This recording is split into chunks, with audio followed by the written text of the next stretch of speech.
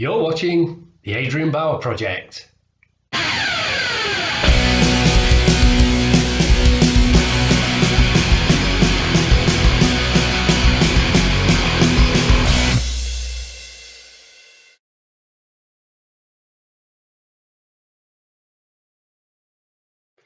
Hello. Many thanks to you for my thumbnail and to watch my content. Very much appreciated as always. So, as you see from the thumbnail, we're on to vlog number 4 of our Locomotive BR50 Motorhead Orgasmotron build. So, if you've been watching this series, you'll know how far we've got up to. If not, have a quick look and catch up and then join us back on here. So, before I show you how far I've got so far, I'm going to tell you a little story of these little side panels. Now, excuse me, as you can remember from the other videos, we've said that if you look hard enough on here, these side panels have got the Ace of Spades symbol on them.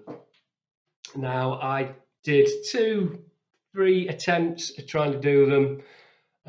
Used a pin in some white paint, just going around, did it like that, tried some kind of, I did it freehand, and I used, the shape, cut out paper to try, and it just wasn't happening. So what I've done is, those decals that I didn't like on the Motorhead Bomber, I've put them on the side there, and it just gives it a bit of interest.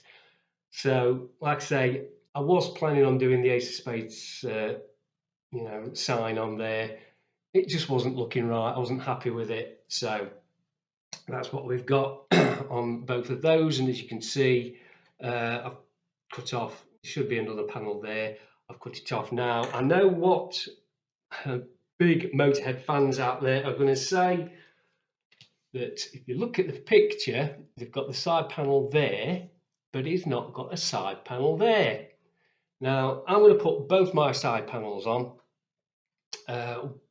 Probably what I don't know if Joe Patagno, it was sort of, if you put that side panel on there, it was taken away from the the main part of the picture.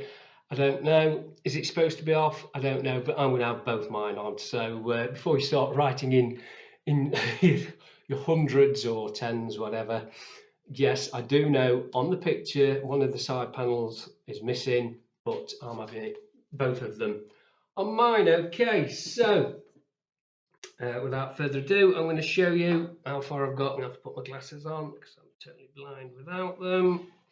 So here we go. So, like I said, if you follow me on Facebook, you know I've made a little stand. So there's the stand. I've got the decaling done. I've got the loco glued onto the track. Now, what I did find with mine, I don't know if anybody else has found it with yours, I took my time building this model. All the parts are incorrectly. There's nothing where it shouldn't be. All my nubs were rubbed off, but it still manages to be on a bit of a tilt. The main bodywork, just there. Now, I thought it was just that, one of those little prongs there pushing too far down, but it's not. So I don't know why that's happened. Is it a bend in the plastic? I don't know. But like I say, you can see it more in real life than here. But if you look at the scoop I've done at the front, how much that's got a tilt to it. So that's showing you how much it is tilting. So I'm a little upset about that. I have been trying various ways to sort of, get it so it's facing the right way, but it's not just happening. But this model is going to be viewed from the side anyway. I'm not going to be staring at it front ways on, so I'm not over bothered. But there we go. That's all the painting and decaling and the weathering done. That's the decal that was left over from the Motorhead Bomber one. So let me just bring this in now so you can have a look closer up. There you go. In fact, it's looking, that front skid, which is totally scratch built, the snowplow thing, we go. It's looking a little more than it does in real life. You can't really, doesn't really stick out that much in real life as it's just done on there, but there we go. Can't be helped. It's not catching on something on the front of there, is it? No. So, but there we go. That's as far as I've got.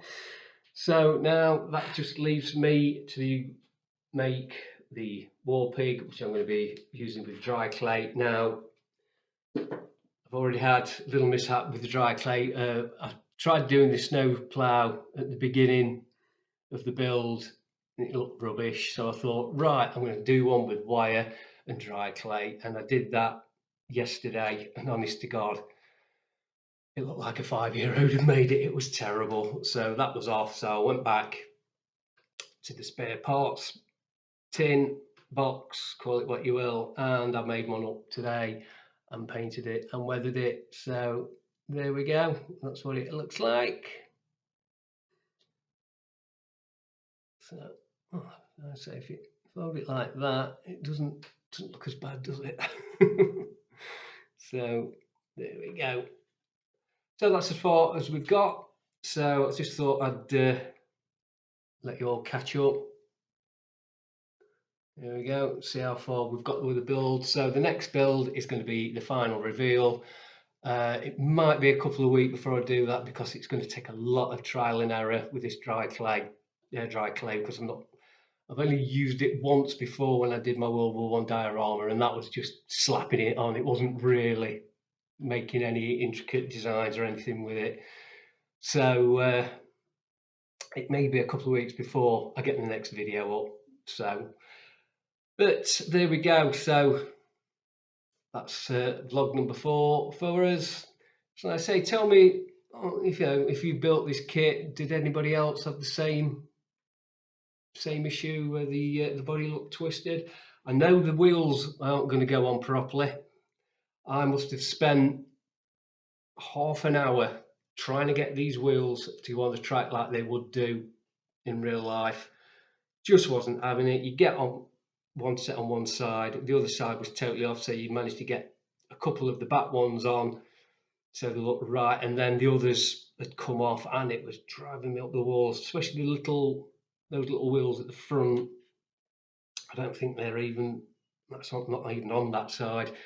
So, you know, it's not the best kit in the world. Don't expect when you built this that you're going to get a Hornby, it's like a Hornby style locomotive. It's all going to be fit on and everything.